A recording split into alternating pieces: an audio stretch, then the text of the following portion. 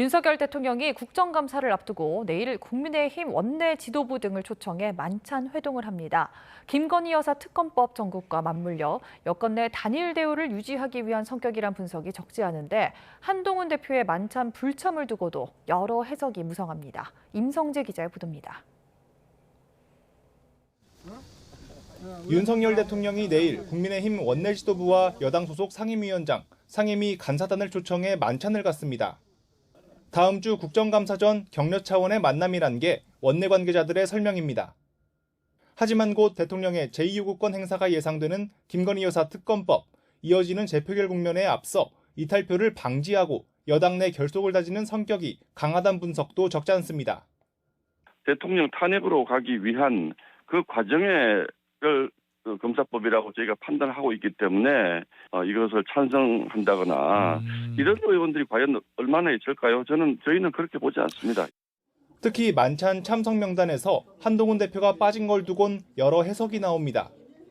대통령실의 우회적 불만 표출이 아니냐는 시각 속 친한동훈계는 일단은 최근 독대 논란에서 표면화된 당내 갈등 양상을 의식한 듯 말을 아꼈습니다. 다만 지난달 한 대표가 재차 요청한 독대엔 대통령실이 별다른 답을 내놓지 않은 상황에서 이번 만남이 국민 눈높이에 어떻게 비칠지 걱정이란 반응도 나왔습니다. 당시 독대 성사의 걸림돌 중 하나로 김 여사 문제가 꼽혔는데 친한계는 김 여사의 직접 사과가 필요하다는 입장을 유지하고 있습니다. 분노 게이지를 조금 더 낮추는 그런 식의 사과가 이루어진다면 오히려 아까 제가 말씀드린 그런 것을 방어하고 관리하는 데 도움이 될 수 있다 이렇게 생각합니다.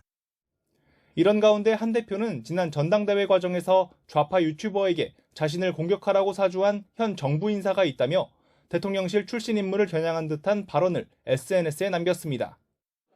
야권은 이번 주 김 여사 특검법 등에 대한 대통령 거부권이 행사되면 즉각 재표결을 추진하겠다고 벼르고 있습니다.